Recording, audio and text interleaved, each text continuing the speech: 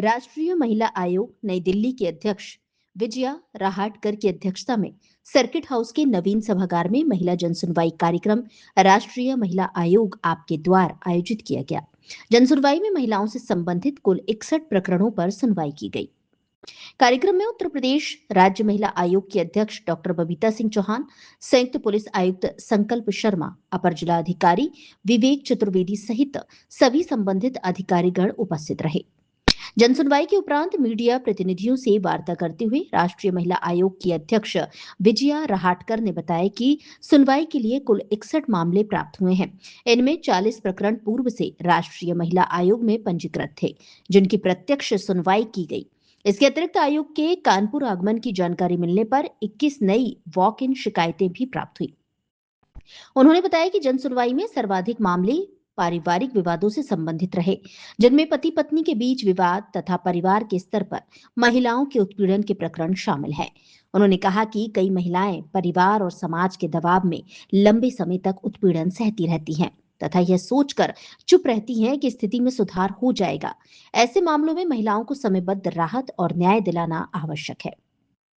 विजया राहाटकर ने कहा कि जनसुनवाई में यौन उत्पीड़न तथा साइबर अपराध से जुड़े प्रकरण भी सामने आए हैं।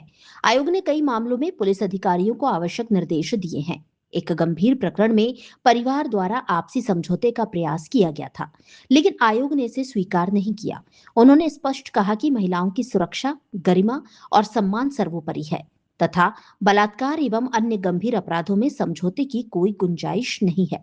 संबंधित प्रकरण में पुलिस को तत्काल एफआईआर दर्ज कर आवश्यक कार्रवाई करने के निर्देश दिए गए हैं। उन्होंने बताया कि एक अन्य लंबे समय से लंबित मामले में महिला के साथ लगातार मारपीट और उत्पीड़न की शिकायतें सामने आई। इस प्रकरण में भी पुलिस को आरोपित के विरुद्ध निवारक कार्रवाई करने तथा तत्काल एफआईआर दर्ज कराने के निर्देश दिए गए हैं।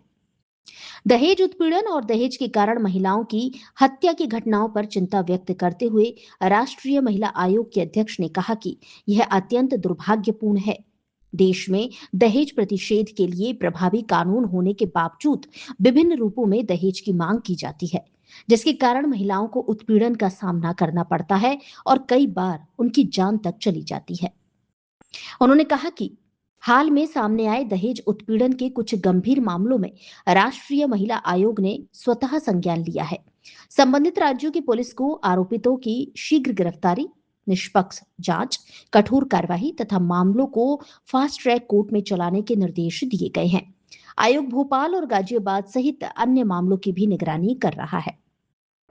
लंबित मामलों के संबंध में विजया राहाटकर ने कहा कि राष्ट्रीय महिला आयोग के समक्ष प्रतिवर्ष बड़ी संख्या में शिकायतें प्राप्त होती हैं, जिनकी सुनवाई करना एक बड़ी चुनौती है।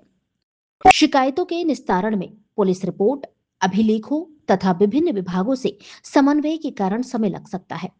इस समस्या के समाधान के लिए आयोग ने जमीनी स्तर पर पहुंचकर प्रत्यक्ष जनसुनवाई की व्यवस्था शुरू की है। उन्होंने कहा कि राष्ट्रीय महिला आयोग अब केवल कार्यालय स्तर पर शिकायतों की सुनवाई तक सीमित नहीं है, बल्कि विभिन्न राज्यों, जनपदों और गांवों में जाकर महिलाओं की समस्याएं सुन रहा है। गत एक वर्ष में आयोग द्वारा 225 से अधिक प्रत्यक्ष जन सुनवाई कार्यक्रम आयोजित किए जा चुके हैं। आयोग का प्रयास है कि महिलाओं को उनके क्षेत्र में ही सुनवाई का अवसर मिले और उन्हें त्वरित न्याय एवं राहत उपलब्ध कराई जा सके। महिला आयोग के पास आज 61 मामले आए हैं। इसमें से 40 जो मामले थे ये हमारे पास इसके पहले ही रजिस्टर थे, जिनको आज हमने यहाँ पे प्रत्यक्ष सुनवाई करी है। और उसी के साथ साथ जब लोगों को पता चलता है कि कमीशन यहाँ पे आ रहा है तो स्वाभाविक रूप में उस शहर की वॉक इन कंप्लेंट्स भी आती है। ऐसे आज 21 वॉक इन कंप्लेंट्स यहाँ पे आई है, तो 61 केसेस की आज सुनवाई यहाँ पे हो रही है। इसमें बड़ी संख्या में अगर हम देखते हैं तो बड़ा नंबर जो है वो फैमिली मैटर्स है। पति पत्नी के झगड़े या परिवार में जो झगड़े होते हैं, ऐसे मैटर्स बहुत ज़्यादा है। और इसी मैटर के साथ ये भी ध्यान में आता है कि महिलाएं सहन करती है ठीक हो जाएगा ये समझते हुए जीवन को आगे बढ़ाना चाहती है, पर ये बहुत लंबे समय तक वो सहन ही करती रहती है, तो उसको कहीं ना कहीं रिलीफ देना बहुत ज़रूरी होता है। तो ये मामले सबसे ज़्यादा है। और उसी के साथ साथ सेक्सुअल हैरेसमेंट के भी मामले आज यहाँ पे आए हैं, कुछ साइबर क्राइम भी यहाँ पे आए हैं। इस तरीके से मामले आज यहाँ पे आए हैं। आज के जन सुनवाई में हमने पुलिस को अनेक विषयों पे निर्देश दिए हैं।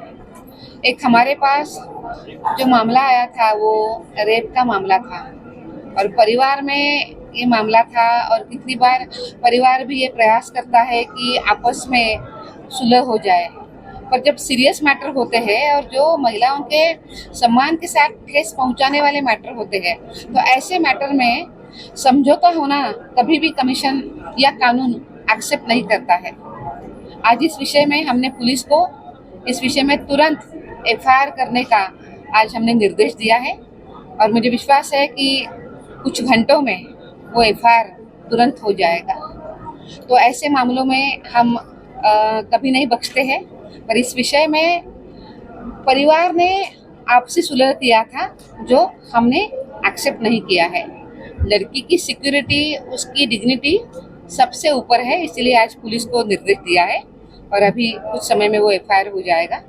ऐसे ही साथ आज कुछ महिलाएं इस तरीके से प्रताड़ित होती है कि जब वो कुछ सुनवाई के लिए, कंप्लेंट्स करने के लिए वो आती है या घर से बाहर निकलती है, तो पति उनको बुरे तरीके से उनको पीटता है, मारता है, और ये कहता है कि मेरा कोई कुछ बिगाड़ नहीं सकता है, और दिन ब दिन ऐसी ही चीज़ें चलती रहती है। ये भी बहुत लंबित मामला था। आज उस विषय में भी हमने उनके ऊपर प्रिवेंटिव कार्रवाई करने के लिए और उसी के साथ साथ तुरंत एफआईआर दाखिल करने के निर्देश दिए हैं।